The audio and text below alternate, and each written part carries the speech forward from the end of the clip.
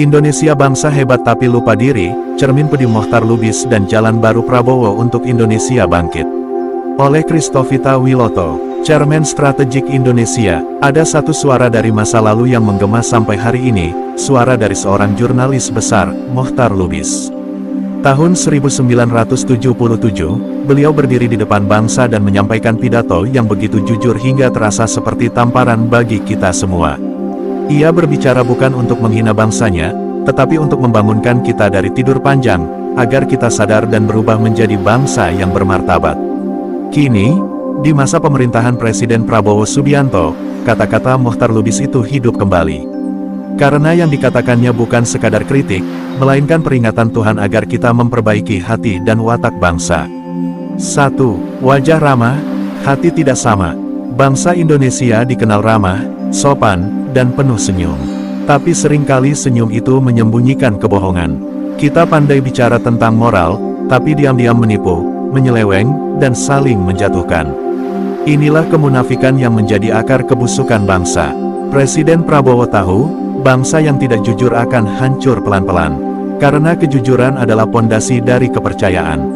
Dalam Amsal 12 ayat 22, tertulis, "Orang yang dusta bibirnya adalah kekejian bagi Allah, tetapi orang yang setia melakukan kebenaran berkenan kepadanya."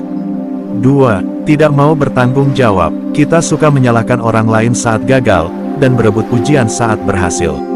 Padahal tanggung jawab adalah tanda kedewasaan bangsa. Presiden Prabowo ingin membangun budaya tanggung jawab ini dari bawah, dari rumah, sekolah, hingga istana.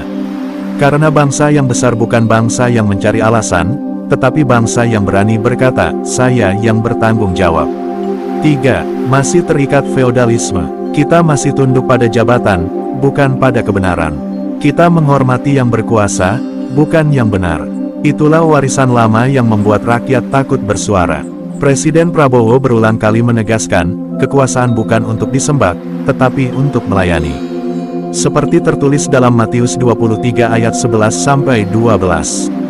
Barang siapa terbesar di antara kamu, hendaklah ia menjadi pelayanmu. Dan barang siapa meninggikan diri, ia akan direndahkan.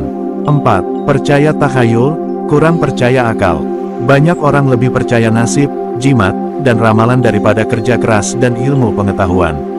Akibatnya, kita mudah tertipu. Prabowo ingin bangsa ini berpikir rasional dan berdasarkan data. Karena Allah sendiri memberi kita akal budi untuk digunakan.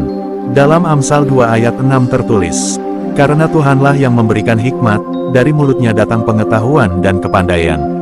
5. Lemah karakter, mudah takut.